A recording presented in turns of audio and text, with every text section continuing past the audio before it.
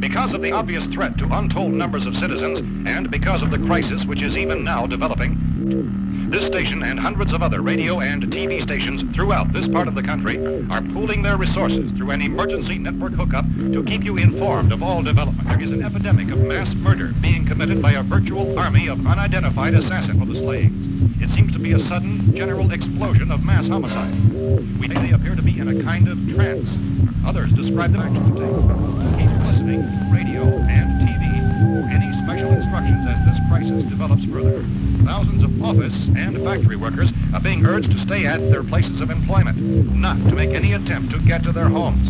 However, in spite of this urging and warning, streets and highways are packed. We urge you to stay tuned to radio and TV and to stay indoors at all costs. Tell the people, for God's sake, to get off the streets. Tell them to go home and lock their doors.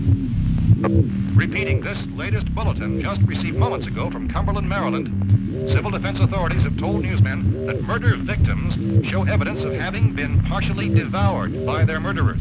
Medical examination of victims' bodies shows conclusively that the killers are eating the flesh of the people they killed.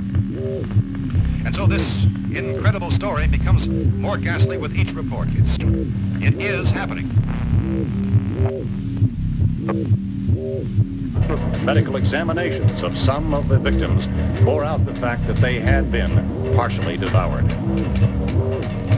And I'll interrupt to bring this to you. This is the latest disclosure in a report from National Civil Defense Headquarters in Washington. It has been established that persons who have recently died have been returning to life and committing acts of murder. A widespread investigation of reports from funeral homes, morgues, and hospitals has concluded that the unburied dead are coming back to life and seeking human victims. The body should be disposed of at once, preferably by cremation. Well, how long after death, then, does the body become reactivated? It's only a matter of minutes. Minutes? Will that just give people time to make any arrangements? Oh, you're right. It doesn't give them time to make funeral arrangements. The bodies must be carried to the street and burned. They must be burned immediately. Soak them with gasoline and burn them. The bereaved will have to forego the dubious comforts that a funeral service will give.